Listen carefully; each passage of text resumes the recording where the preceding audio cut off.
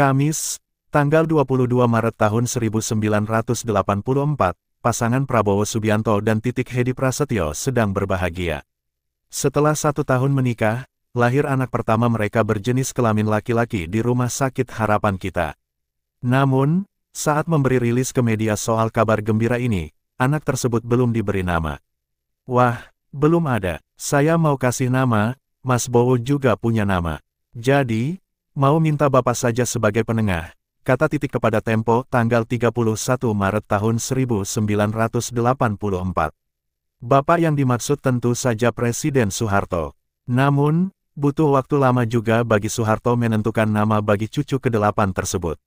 Setelah 5 hari berlalu, barulah nama tersebut tercipta, yakni Ragowo Hedi Prasetyo.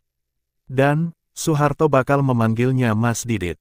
Didit menjadi anak cukup beruntung karena berasal dari 2 terah keluarga ternama Indonesia, yakni keluarga Joyo Hadikusumo yang mana buyutnya jadi pendiri BNI dan kakeknya jadi menteri, serta keluarga Soeharto. Semasa muda, Didit menghabiskan banyak waktu di Amerika Serikat AS dan Prancis. Tak diketahui aktivitas lebih lanjutnya di 2 negara tersebut. Namun, satu hal yang pasti dia sempat tercatat sebagai mahasiswa di Parsons School of Design di New York dan Paris sekitar tahun 2003. Mengutip laman resmi universitas, Parsons School of Design adalah sekolah mode bergengsi di dunia yang berdiri sejak 1921.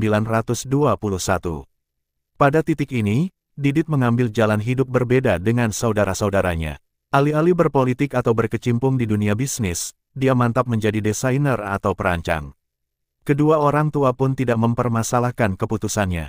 Selama berkuliah, Didit lewat situs resmi pribadinya menjelaskan sempat meraih penghargaan Silver Thimble sebelum dinyatakan lulus dan meraih gelar sarjana seni rupa peminatan rancangan busana pada 2007. Barulah setelah lulus, Didit pulang kampung ke Jakarta. Dalam wawancara kepada Kucur by Designare April tahun 2012, cucu Soeharto ini bercerita tujuan dia ke Jakarta adalah untuk menyusun portofolio.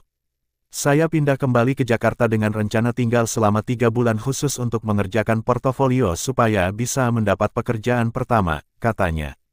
Beruntungnya, portofolio pertamanya itu digemari dan langsung dibeli oleh teman-temannya. Alhasil, dia akhirnya memutuskan tinggal lebih lama di tanah air dari rencana. Pada titik inilah, dia merasa percaya diri untuk membangun rumah mode sendiri, alih-alih bekerja di rumah desain lain. Hingga akhirnya, tibalah satu peristiwa yang mengubah hidupnya.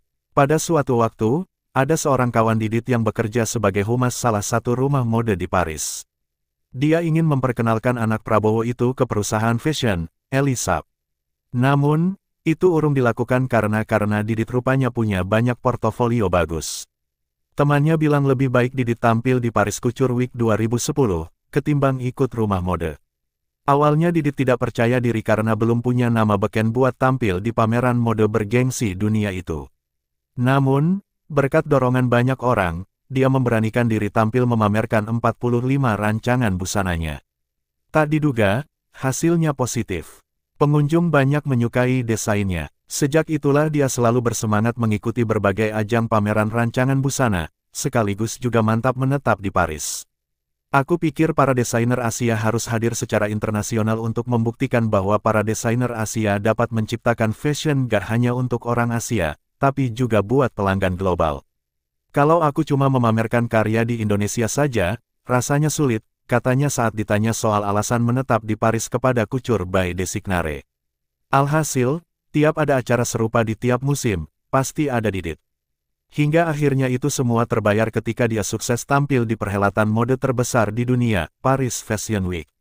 Kehadirannya di acara itu menambah daftar panjang nama desainer Indonesia yang tampil di sana.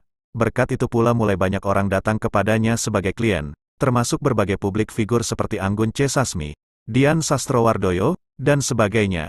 Kalau aku konser di Eropa, sulit banget ketemu perancang Indonesia. Paling aku ketemu Didit Hedi Prasetyo karena kan dia tinggal di Paris.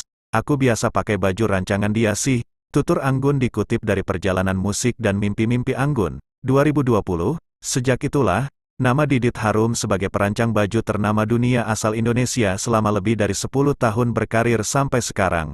Hanya saja, kesibukan Didit kini bertambah usai sang ayah, Prabowo Subianto, menjadi pejabat negara dan calon presiden. Didit kerap kali disorot kamera saat menemani Prabowo dalam kunjungan ke berbagai daerah.